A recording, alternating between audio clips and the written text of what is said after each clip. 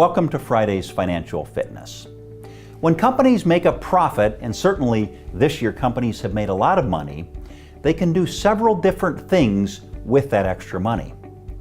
They can spend that money on capital expenditures, or better known as CapEx. They can spend it on research, they can pay down their debt, or they can pay dividends, or they can buy shares back of the company stock. I came across a recent report from Goldman Sachs as of November 6 that answered some of the questions about the share repurchases, and I wanted to share that with you today.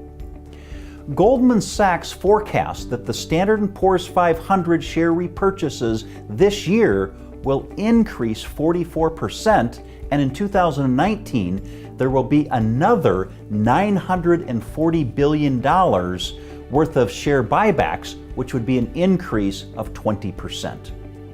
One of the big concerns that investors are having with this large increase in companies repurchasing their shares is this repurchase coming at the expense of companies not investing back in their company? Goldman Sachs in their report says it is not coming at that expense, and the reason being is that share buybacks grew by 51% in the first half of 2018, but yet capital expenditures grew by 20% and research and development grew by 15% in the first half of this year. So even though companies continue to buy more shares back, they've also spent a lot of that extra money on capital expenditures and research.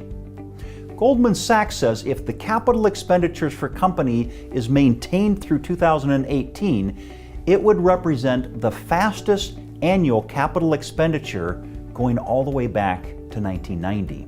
And it would represent the fastest research and development growth since 2006. Many companies prefer share repurchases to dividends because they are discretionary in nature and could be more easily reduced or suspended than dividends can.